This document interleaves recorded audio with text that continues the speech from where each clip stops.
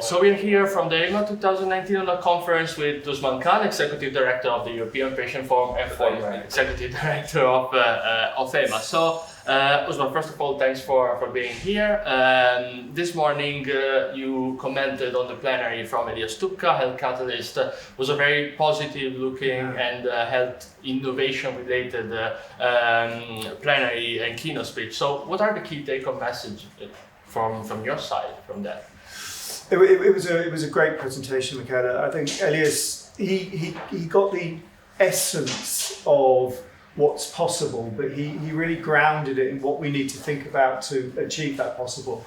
So it was a real sort of glass half full presentation, and he gave the tangible examples of what that means. But he was also saying what we need to think about, what we need to be concerned about making sure that we don't exacerbate health inequalities both locally but also globally, and that we take people along that journey. So he's talking about the need for appropriate governance systems.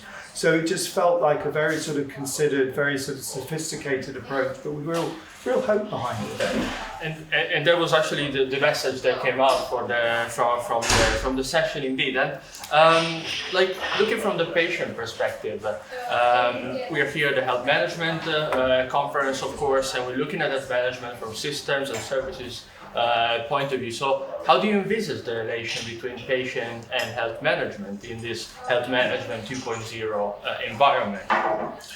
I mean, it's an interesting one in terms of the challenge, Michaela, of saying that health managers are having to deal with so much more.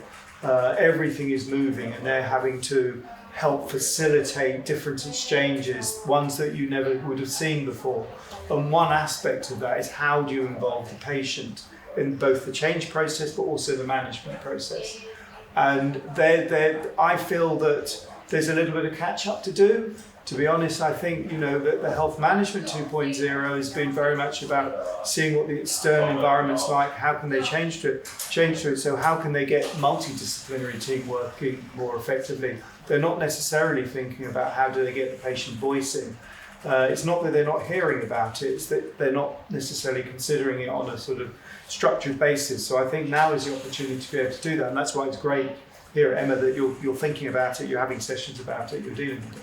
And let's say one last comment from your side. So what do you expect like in the next 2 days of the session of the conference? What are sort of the main learning you're looking forward to from the patient perspective, of course? Yeah, it's interesting, isn't it? The number of questions that have already come up. I've been here a day, and yes, I've heard where is the patient voice? Probably 2 or 3 times already being asked in questions, and I'm wondering.